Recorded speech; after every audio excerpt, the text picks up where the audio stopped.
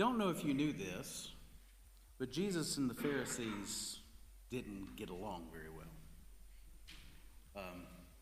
No, by the time we've reached the Gospel of Matthew chapter 22, we really are starting to see how Jesus and the Pharisees are at odds with one another, as we see the Pharisees looking for an opportunity to undermine Jesus, to really undercut his credibility and perhaps even get him in trouble if they can.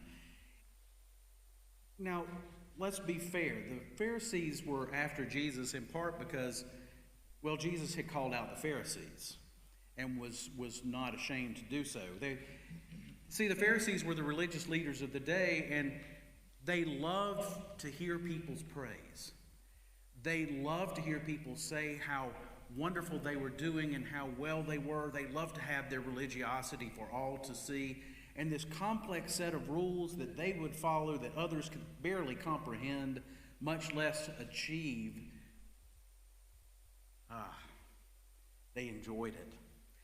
And it bothered Jesus because Jesus knew that it was on outside appearance, but not on the inside. And so he actually called them once in previous verses, whitewashed tombs. In other words, beautiful, immaculate, something to look at on the outside. Inside, dead. Wow.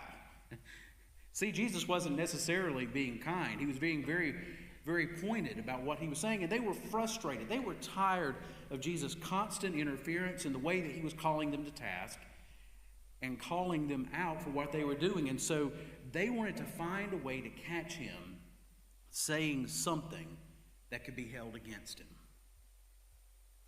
Now, they didn't go to Jesus themselves, but they actually sent their disciples and some other people who also sought to do Jesus harm. And they went to Jesus and they began to speak in glowing language. Now, for me, this actually takes me all the way back to high school French and Aesop's fables. Part of what we had to do when I was in high school French was we had to memorize some of these fables, and one of my favorite was the fox and the crow. And the crow had this big piece of cheese and was sitting up in the tree and was just getting ready to enjoy it, and the fox came along and saw the cheese and began to say to the crow, "Oh my goodness, aren't you gorgeous? Look at your feathers. Wow, they shine. You know what? I bet your voice is as beautiful as your feathers. If you are the king of all the birds of the woods." And that crow just got so puffed up, and you know what it did? It squawked. Not a very beautiful song, but it let the note fly that it could. And as it opened its beak, the cheese fell to the ground. The fox picks up the cheese and turns, and if you ever hear me mumble something in French, it's going to be this. Apprenez que tout flatteur vit au dépens de celui qui l'écoute.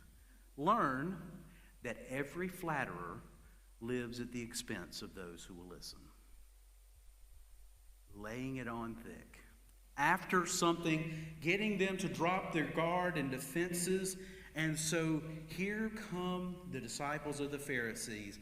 They say, Jesus, you are so true and so sincere. You help teach people the way of God.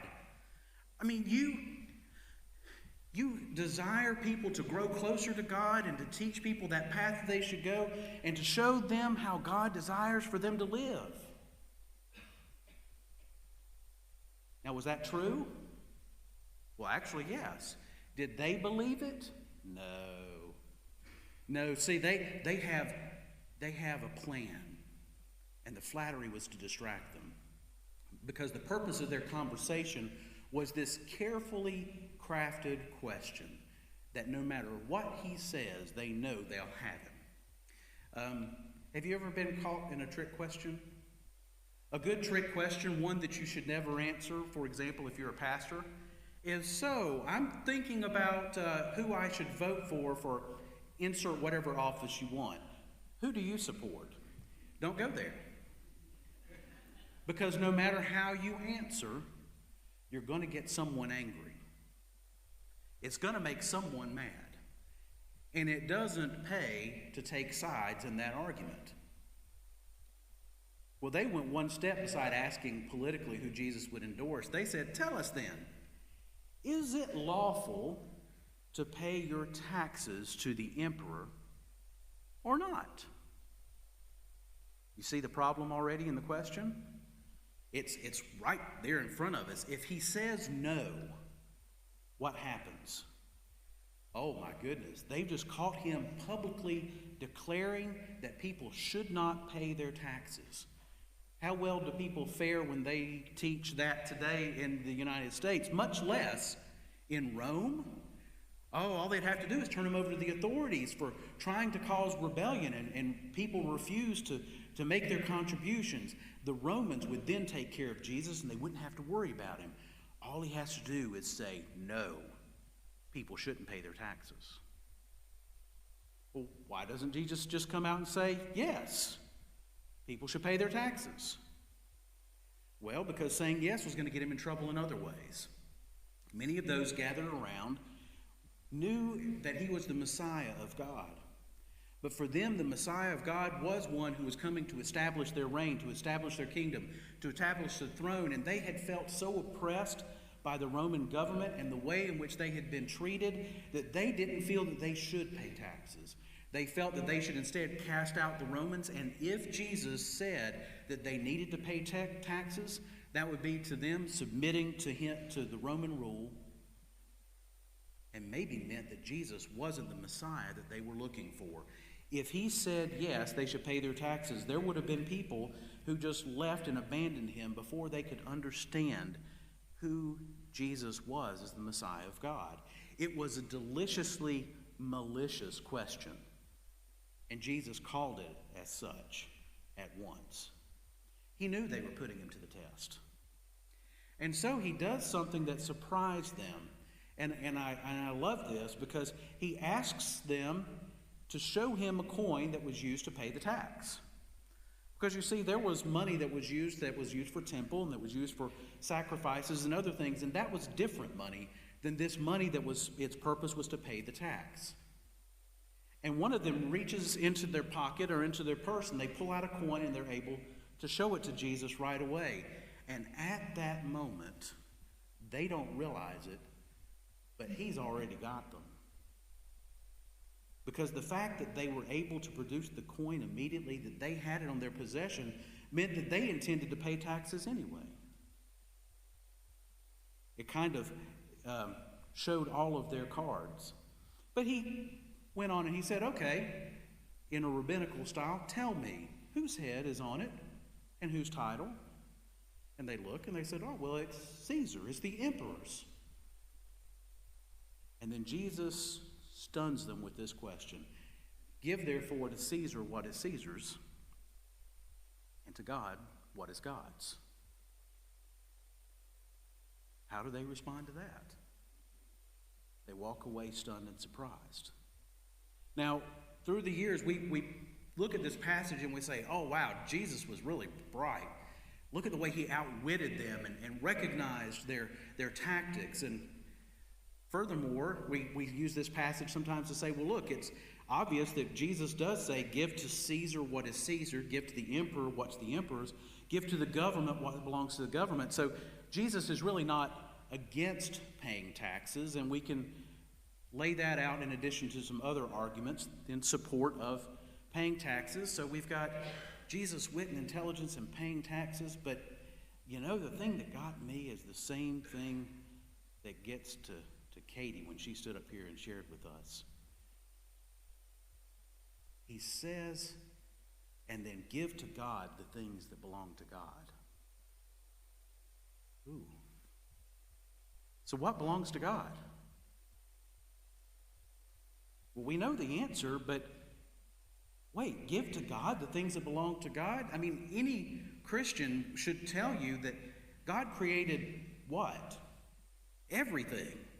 I mean, everything that we know, God created, and it all belongs to God. I mean, Psalm 24:1 says, The earth is the Lord and all that is in it, the world and those who live in it. Everything belongs to God. It's hard to get our minds around because we are the ones that are used to being owners, and we are the ones that think that these things are ours. But right now, if we look around the room, in this church or even at home, the faces that you see, the bells, the lights, the walls, the candles, everything that you see come from materials that were created by God. Every person formed in the image of God by God's hands, and all of it was made by God, and all of it belongs to God. Everything that we have and all that we are comes from God. Try this. Just close your eyes for a second and breathe in really deep. And you feel that breath coming in? That breath itself, that is a gift from God. That is God breathed from the Holy Spirit. If you open your eyes and the light floods in, God made this light that we see in all the colors, the shapes, the shadows, the beautiful hues of all of creation.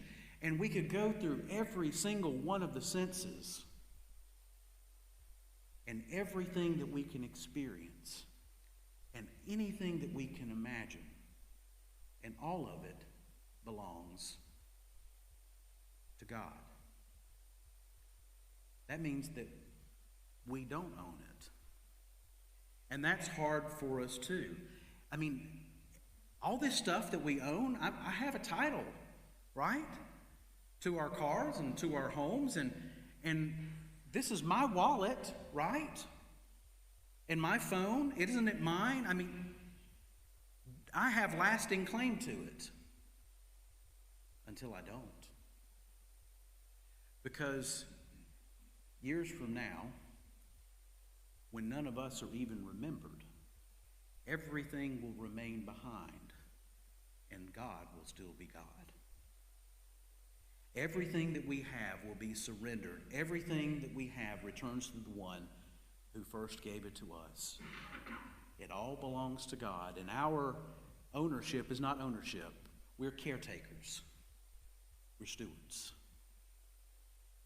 In just a few weeks, we're going to be given a chance to celebrate with Thanksgiving of all the wonderful things that God has given us, and I think that we should, not only at that time, but in every day, give thanks to God for the things that belong to God that are being shared with us. And we should start with giving thanks to God for the moments that we have every day. You do know that every moment, every time we open our eyes in the morning, that is a gift from God.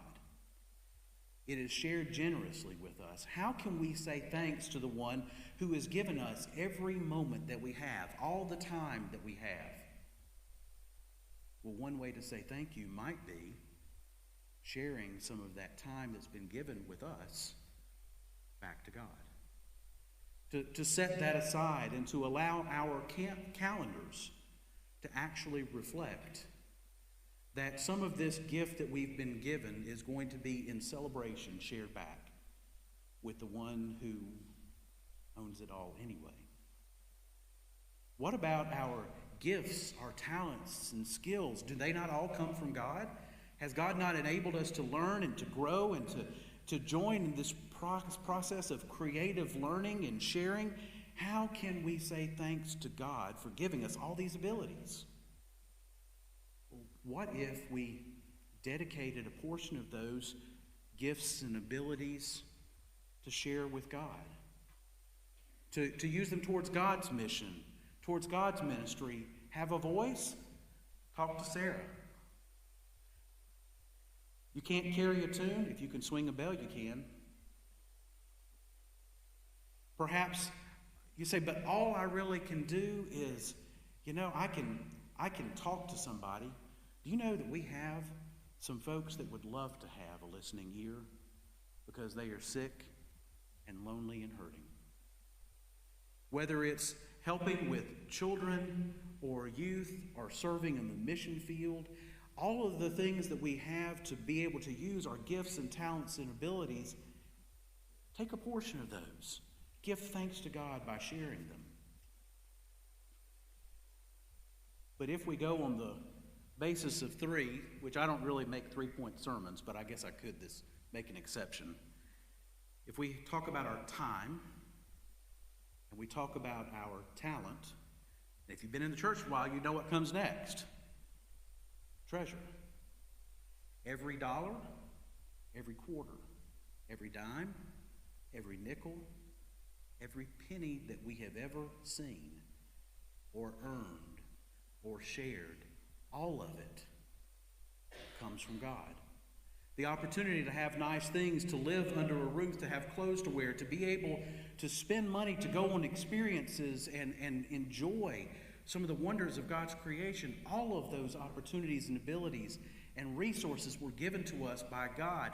How can we say thanks to the one who has given us everything and allowed us to be stewards of this for these few years we have?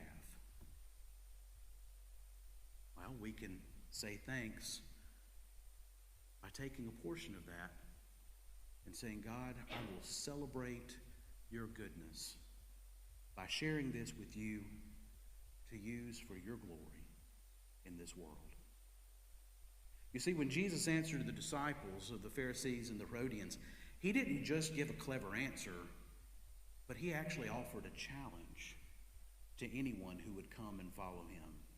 The challenge is to give to God the things that belong to God.